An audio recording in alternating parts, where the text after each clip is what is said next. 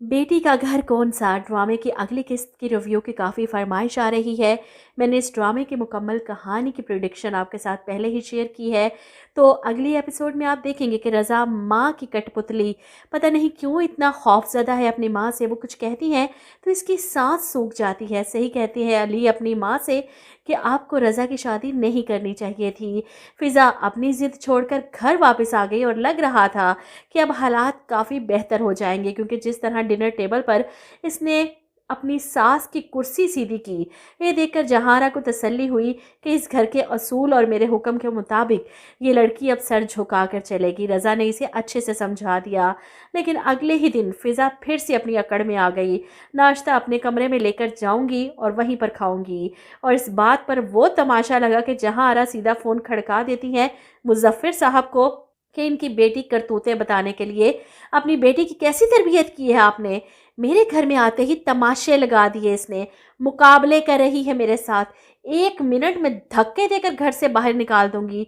आप मेरी बात कान खोलकर सुन लें। अपनी बेटी को समझा सकते हैं तो ठीक, वरना आकर ले जाए इसे। वहीं दूसरी तरफ मुज़फ़्फ़र साहब जहारा की बातें सुनकर दिल पकड़कर वहीं गिर जाते हैं। एक तो ये पुराना तरीका पता नहीं कब ख़त्म होगा। हर ड्रामे में वही सीन। बेटी के ससुराल की तरफ से कोई बुरी खबर आई, बस बाप ने दिल पकड़कर हार्ट अटैक करवा लिया। अब ज़माना बदल चुका है, पुराना ज़माना नहीं रहा। बाप ससुराल वालों से बातें सुनकर दिल नहीं पकड़ते, बल्कि बेटी का साथ देते हैं और जाकर ससुराल वालों की चोटियां पकड़ते हैं। और यहाँ देखें मुज़फ़्फ़र साहब एक के बाद दूसरे हार्ट अटैक के बाद मुझे नहीं लगता कि अब बच पाएंगे।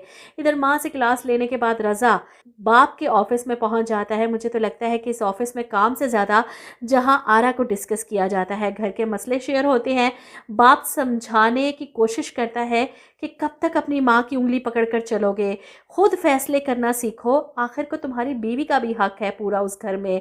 तुम्हारी माँ को बदलने की ज़रूरत है। तुम इनसे बात करो, इन्हें समझाओ। वो उस घर की चारदीवारी को अपनी सल्तनत समझती हैं, जिस पर रज़ा जैसा मर्द यही कह सकता है पता नहीं डैड कब सब ठीक होगा।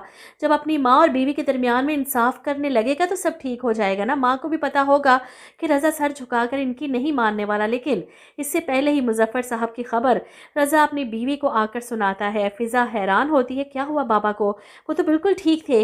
रज़ा मुझे बताएं क्या हुआ बाबा को? और रज़ा के मुँह से अल्फाज नहीं निकल रहे कि वो फ़िज़ा को इसके बाप के बारे में कोई बुरी खबर सुना सके।